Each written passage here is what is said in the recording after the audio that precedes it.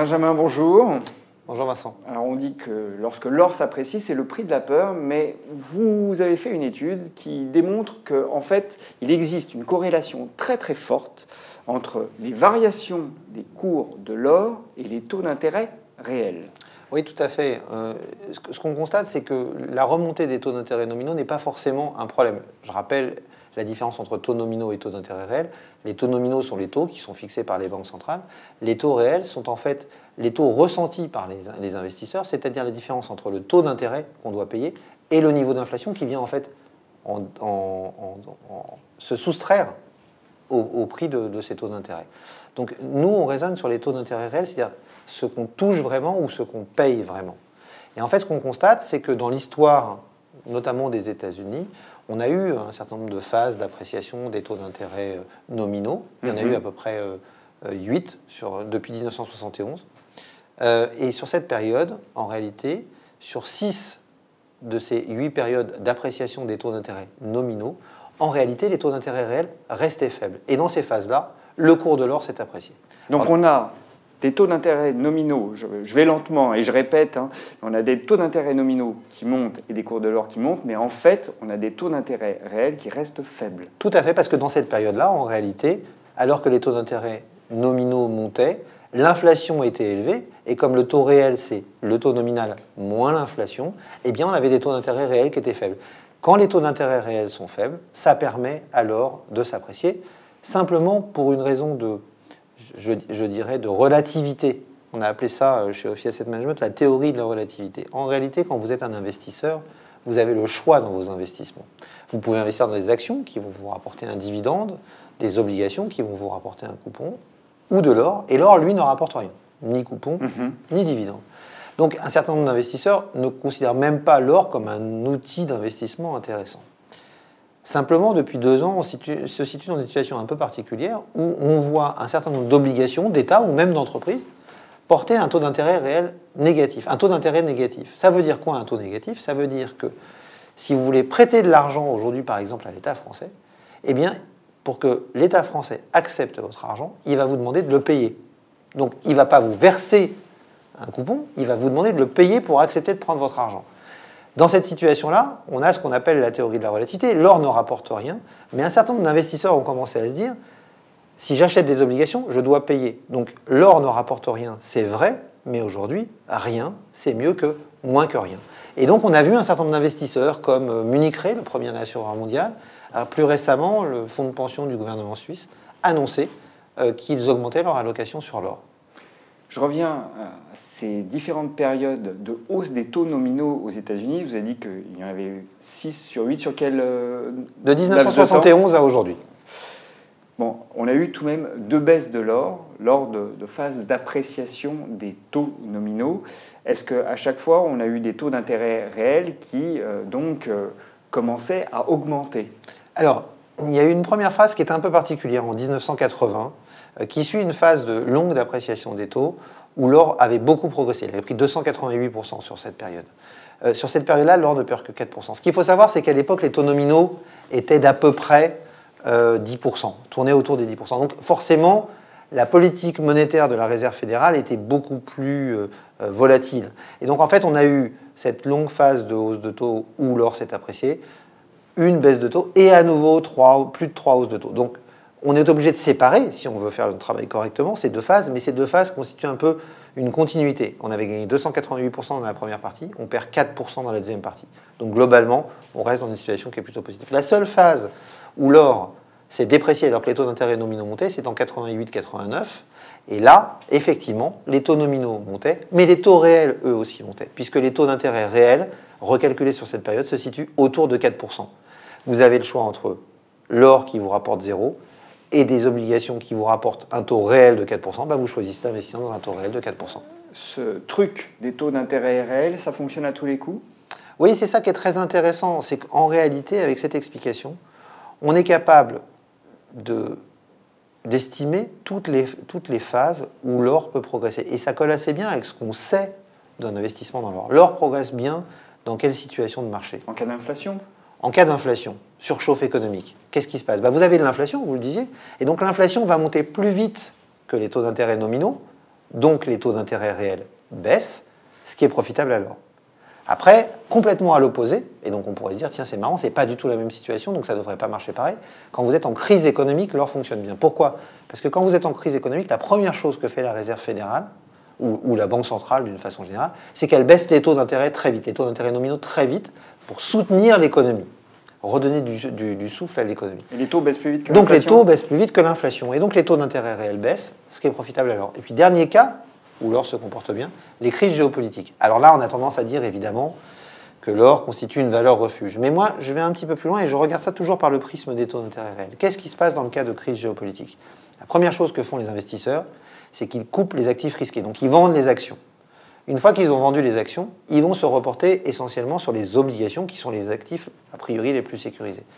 Plus il y a de demandes pour les obligations, plus les taux d'intérêt qui rémunèrent ces obligations ont tendance à baisser. Donc vous avez des taux d'intérêt nominaux qui baissent, donc des taux réels qui baissent, et donc l'or est intéressant.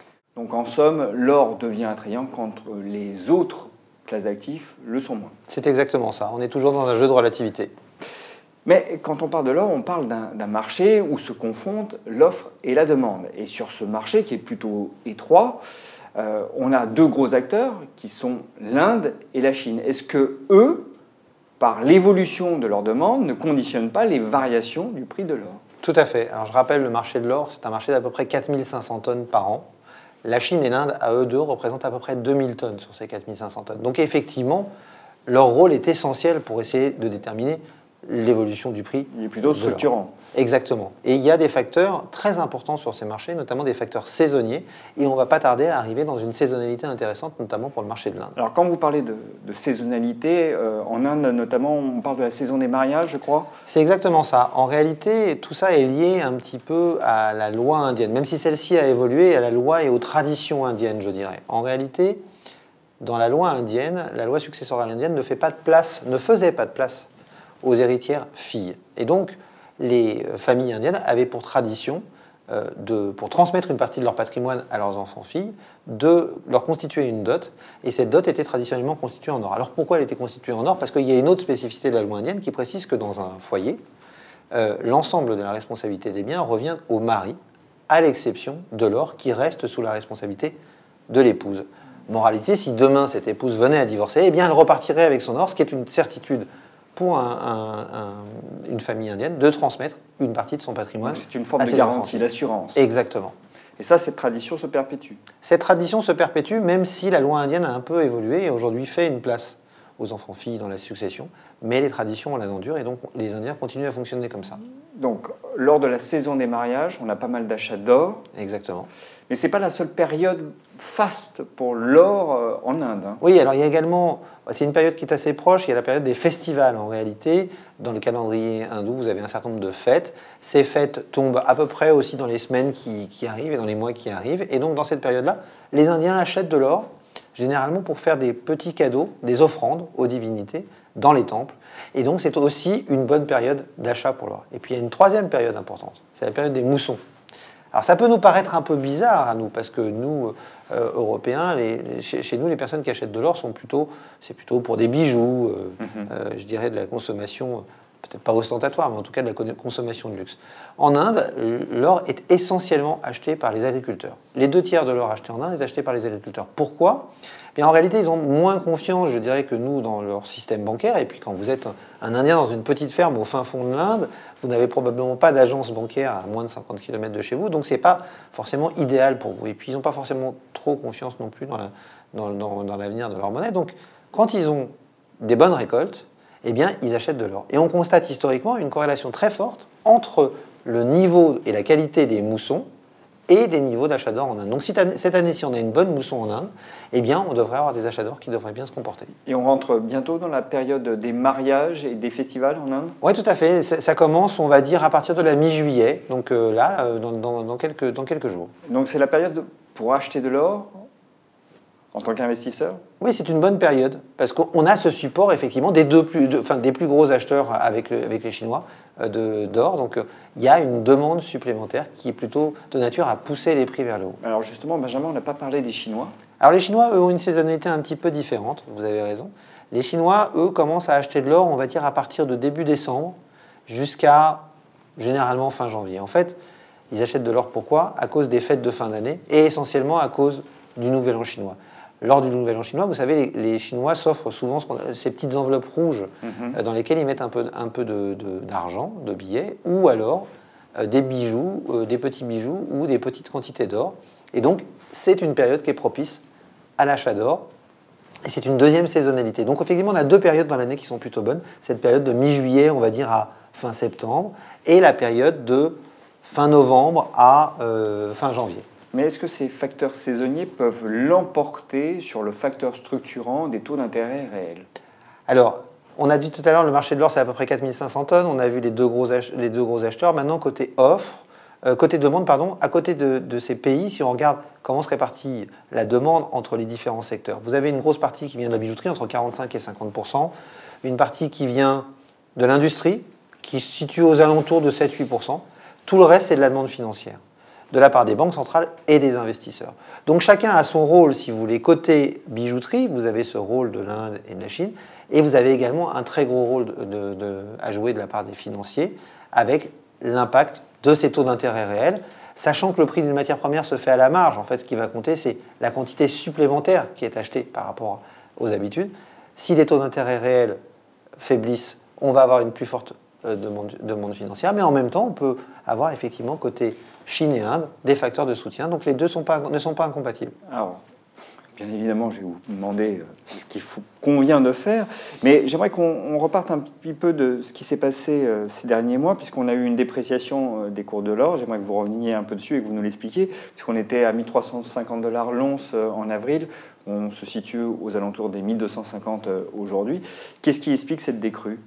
Eh bien, c'est encore les taux d'intérêt réels, Vincent. En fait, ce qui s'est passé, c'est ça. Mais voilà, si on regarde ce qui s'est passé, en réalité, en fin d'année dernière, la Réserve fédérale a commencé à vraiment infléchir son discours et parler de remonter assez sérieusement plusieurs fois ces taux d'intérêt nominaux cette année, et elle a même déjà commencé à le faire.